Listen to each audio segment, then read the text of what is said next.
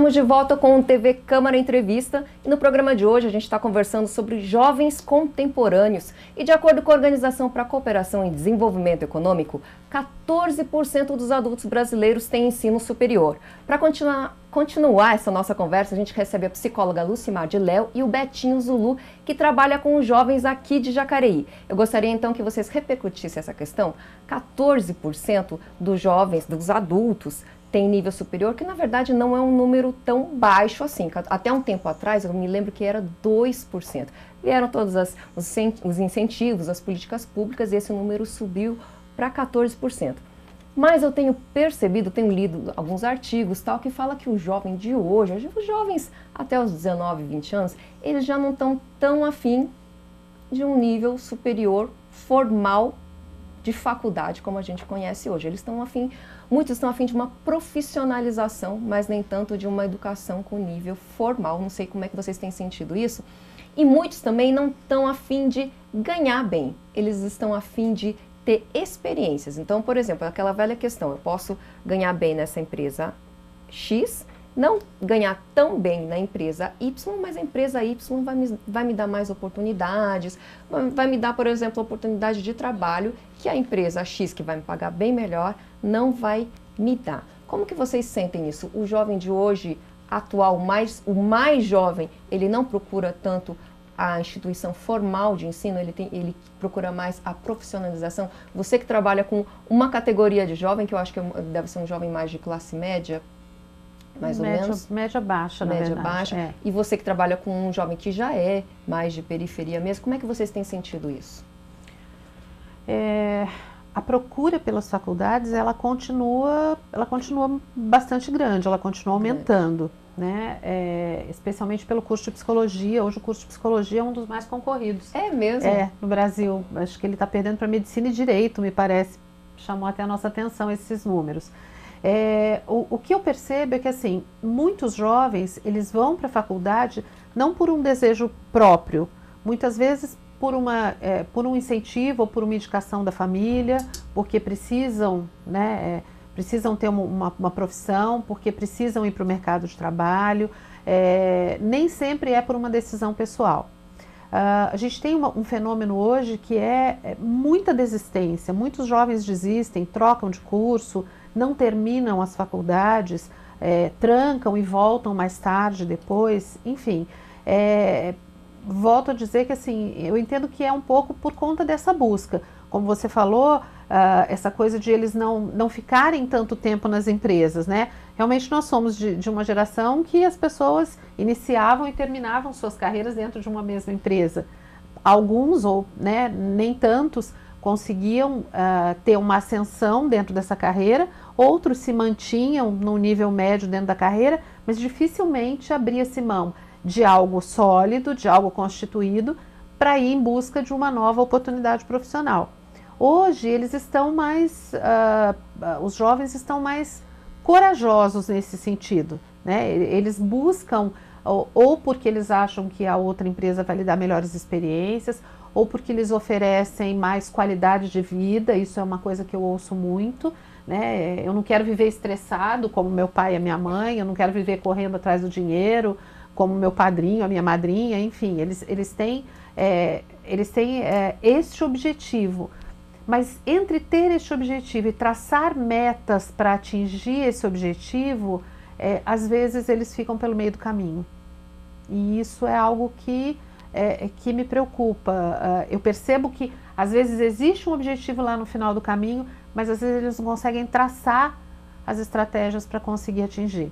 Então, talvez seja nesse sentido que o poder público, as instituições de educação precisassem atuar um pouco mais, né? De ajudar esses adolescentes ou esses jovens a traçar melhores estratégias. Acho que é um pouco isso que a instituição, né, que o Betinho propõe, talvez traga, porque eles acabam botando a mão na massa mesmo, de alguma forma, né?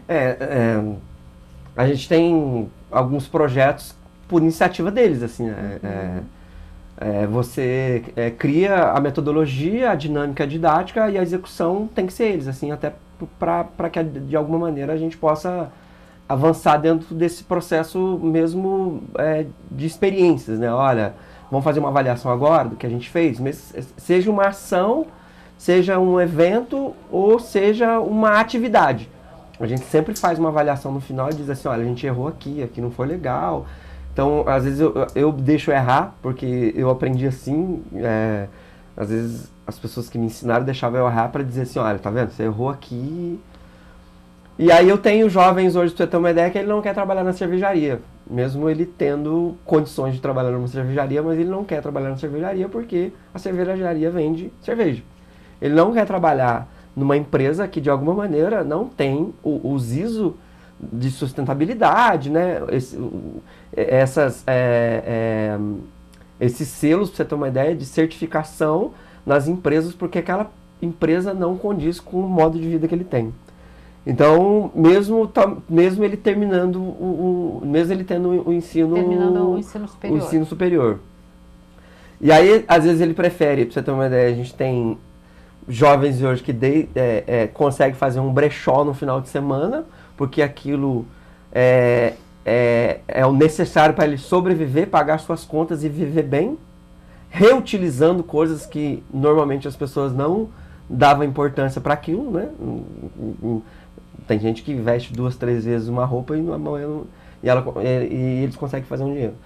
E aí, dentro dessa perspectiva, talvez, que é um pouco do que eu estava conversando com o Lucimar, é o jovem que eu lido hoje. Assim, é o jovem que ele tem que ser criativo, porque talvez ele também não vai ter chance de ter uma oportunidade de fazer um ensino superior.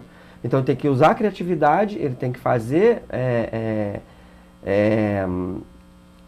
algo, principalmente que te preencha pessoal, né? Olha, eu gosto de fazer isso, eu acho que isso é interessante para a minha vida.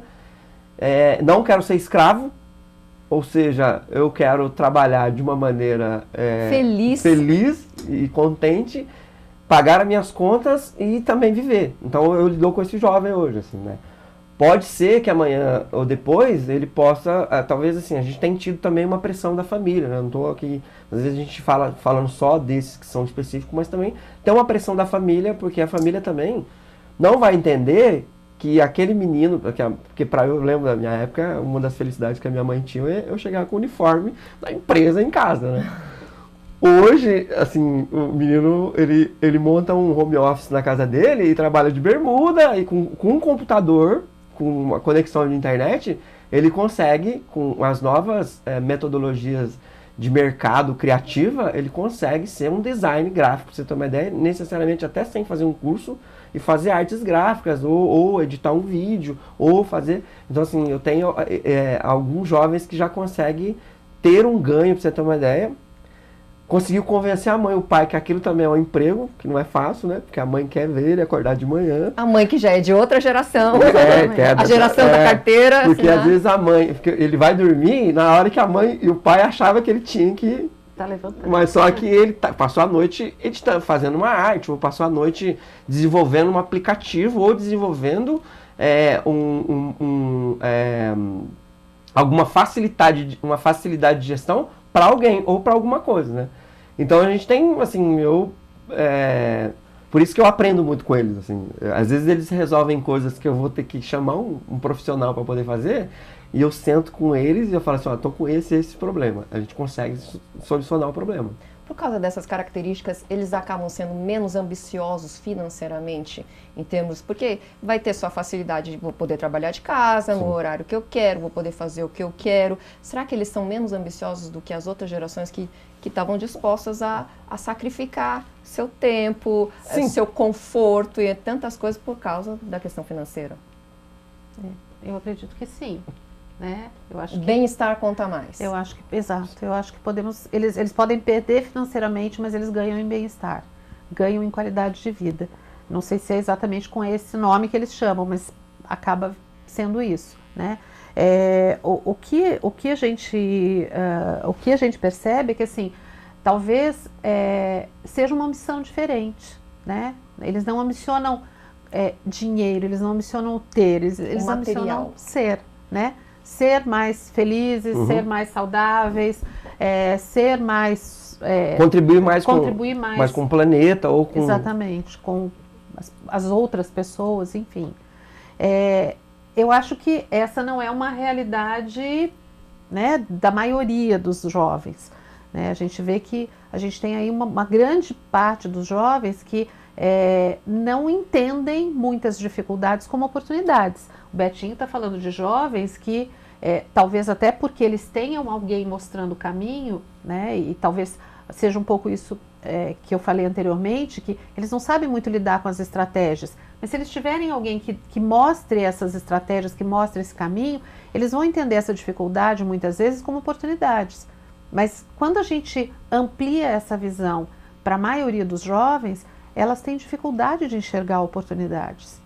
E muitas vezes eles não enxergam, eles perdem as expectativas, né? Eles não enxergam assim, o que eu posso fazer para melhorar? E eu acho que isso tolhe um pouco, esse medo de não saber como chegar ou como melhorar, isso muitas vezes é paralisante. E aí a gente tem parte desse grupo que não consegue caminhar, que não consegue muitas vezes sair da casa dos pais, ou que não consegue terminar uma faculdade, ou que não consegue arrumar um primeiro emprego, porque entende que o primeiro emprego tem que ser algo formal, não pode ser um quebra-galho que talvez vire alguma coisa importante depois.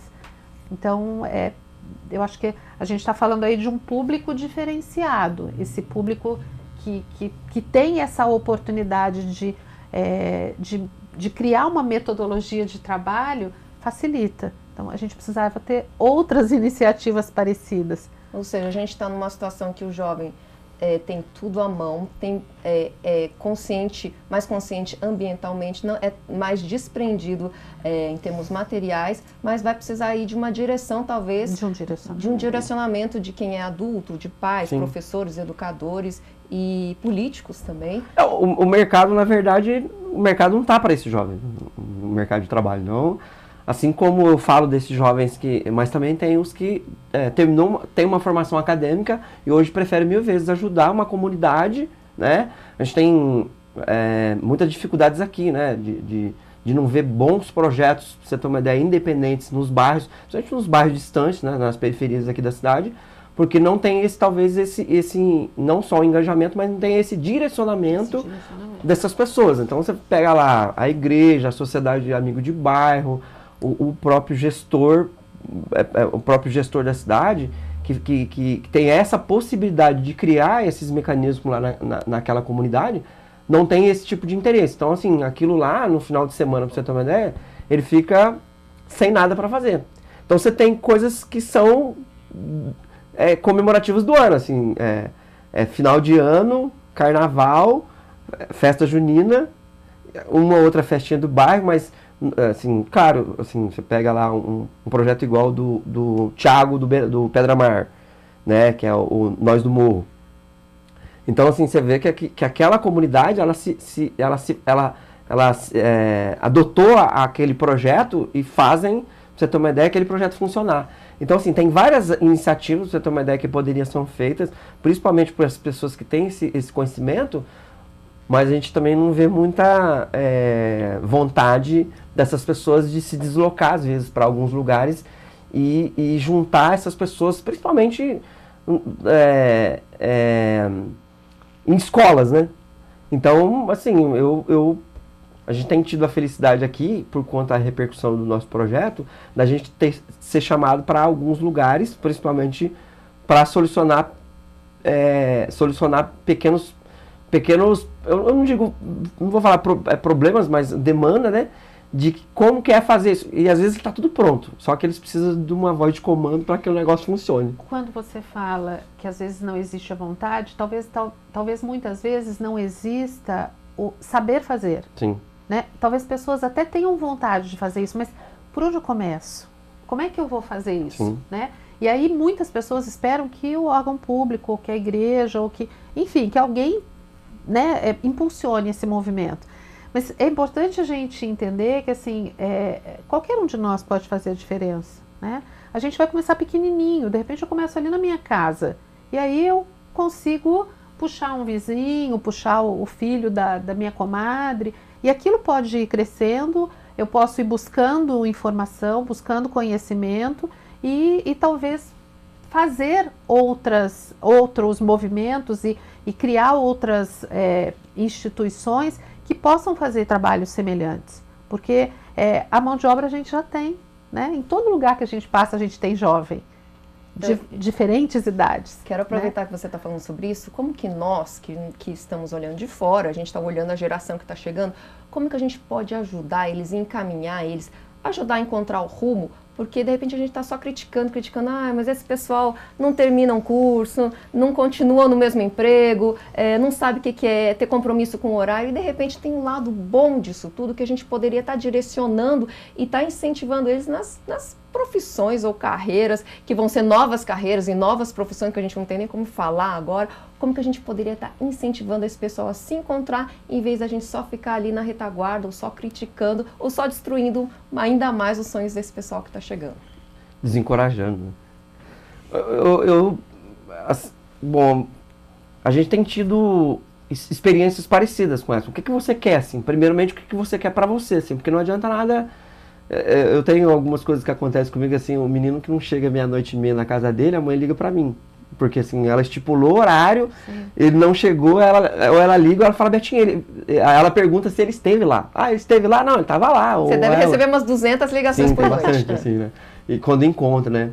Hoje, assim, a gente vê, é claro, quando a gente encontra, depois de um ano de projeto, é quando a gente encontra a mãe da primeira conversa para essa conversa agora, né? Eu tenho um menino chamado Cauã, que hoje ele trabalha num quiosque no shopping. E ele foi justamente contratado porque ele faz parte, ele é o MC da Batalha dos Trilhos, assim. Porque o contratante viu ele lá, né?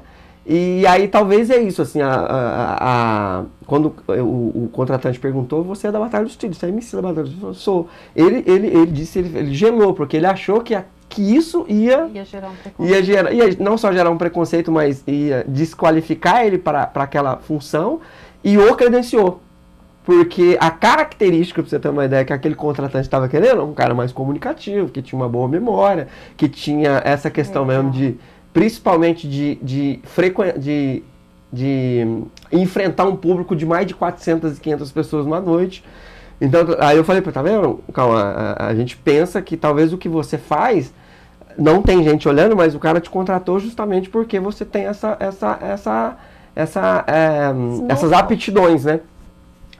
E aí a gente tem feito alguns estudos, principalmente para mim poder fazer que esse conhecimento que é obsoleto para muita gente, principalmente culturas de periferia, ele se torne um conhecimento técnico que a gente possa apresentar em vários lugares, assim, para as pessoas saberem que, olha, existe esse conhecimento que ele é acadêmico, que ele tem base em tese, né, em livros, em grandes estudiosos, mas tem essas pessoas também que desenvolveram aptidões e habilidades, para você ter uma ideia, que a gente consegue, de alguma maneira, transformar uma metodologia, uma dinâmica e didática e fazer com que as pessoas aprendam com ele.